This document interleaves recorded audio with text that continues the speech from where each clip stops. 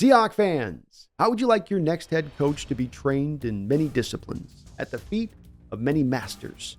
A man instructed by a Mike Holmgren disciple on the ways of the West Coast offense, and brought forward by one of the men who helped update the system with time. In his scheme, you see the influences that range from Chip Kelly to Mike Martz. Last June, he conducted a 3-day offseason mind meld with Sean McVay and came away from the Dark Wizard Symposium with even more dangerous spells. Ladies and gentlemen, Ben Johnson might just be a warlock, but he also just might be the exact kind of black magic we need for the next Seahawks head coach.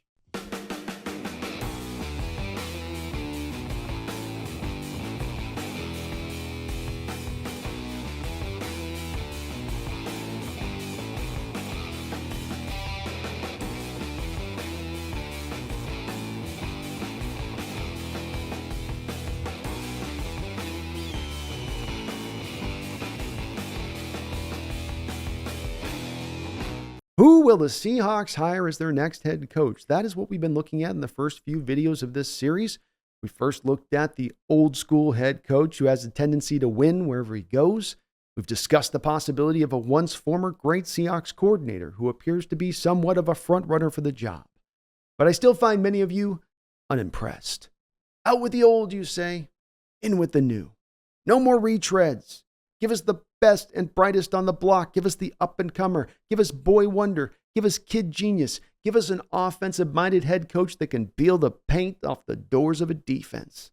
Well, I give you Ben Johnson, whom the Seahawks have recently requested for an interview for their available head coaching position. In a short 2-year span as Lions offensive coordinator, Ben Johnson has experienced a meteoric rise to head coaching candidacy.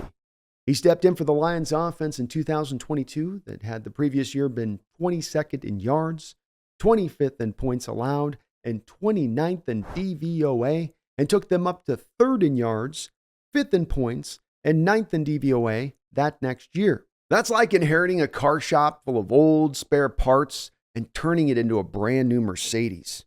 And he's kept that big old wheel a-turning this past year, matching the previous year's ranks in yards and points scored, while raising the overall DVOA up to 5th in the NFL. And when you look at the players individually, everyone has seemingly improved under Ben Johnson's watch. Jared Goff went from looking shaky as hell at first with Detroit and Dan Campbell's first offensive coordinator to matching his best year with the Rams in each of the past 2 seasons. Goff's accuracy is up, and he's playing with more confidence than we've ever seen.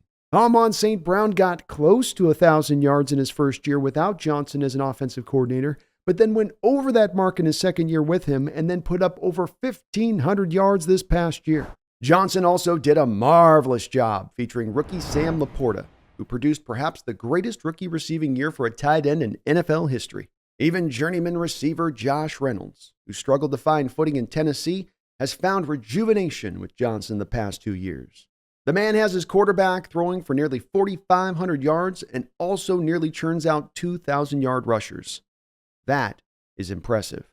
His offense finds balance and deception at the forefront. Johnson smartly uses shifts and motions to open up a dynamic run game and then the play action off of that.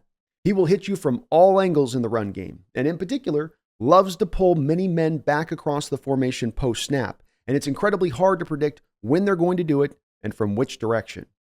His passing attack uses option routes to the max, allowing the receivers the freedom to work their routes off the feel of the secondary's leverage. If you want out of the archaic and into the new age, Ben Johnson is your guy.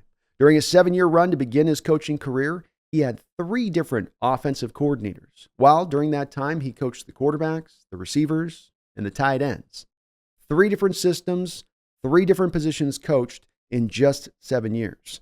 As a Ringer article said about Johnson last year, this is the rearing of a coaching mutt, not a system purebred. He's not trying to methodically perfect one system, hammering one nail in one kind of fashion over and over again. As the article so beautifully puts it, Johnson's way is that of the interweaving of schematic fabrics, the making of sturdier stuff.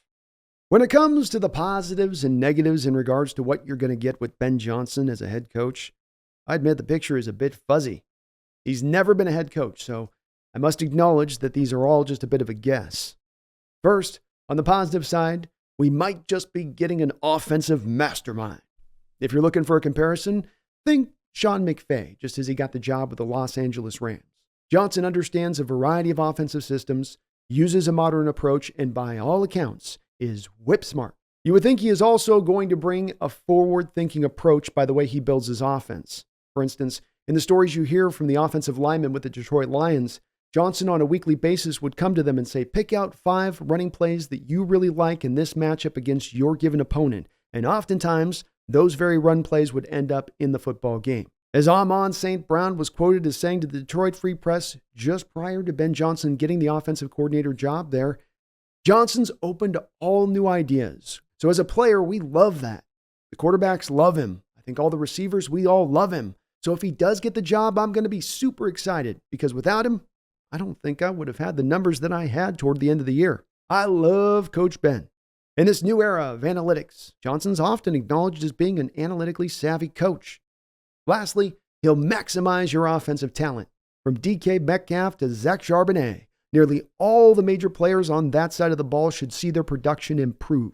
He seems very adept at spreading the ball around while still keeping the offense explosive. On the negative side, he is a first-time head coach. The ups and downs, the hard-learned lessons, these are the growing pains that the Seahawks will probably have to endure if Ben Johnson becomes the new head coach. From how to handle locker room issues to game day mistakes, there is no substitute for experience. The next negative would be the uncertainty of the staff he's going to bring. Who will Johnson hire? Does he have league connections to build a quality crew of coaches? It's a big question mark with him. Not enough experience would be the final negative item. Still under 40 years old, only 2 years of experience as an offensive coordinator. Maybe the flower has not yet fully come into bloom. Maybe he needs more time in the sun. Ben Johnson is going to become a head coach this offseason because he's smartly sharp as an obsidian blade, but also because he embraces a forward-thinking approach on the back of truly understanding the basics. As the Ringer article wrote about him last year, it's not just about new wrinkles, but different systems, different teaching paradigms, new ideas grafted onto existing philosophies. He's trained to read the music, but he's also fully capable of freestyling his own riff. Ben Johnson might just be the biggest boom or bust head coaching candidate this offseason. His offense promises wonders never seen. In a league that pushes scoring at every turn, where high-powered attacks rule the day, Johnson might just be the man to usher the Seahawks into this era of offensive explosion. My name is Brandon Kane. This is the Hawks Nest. Please hit the like button. Please subscribe. But beyond all that, don't you ever forget, go Hawks.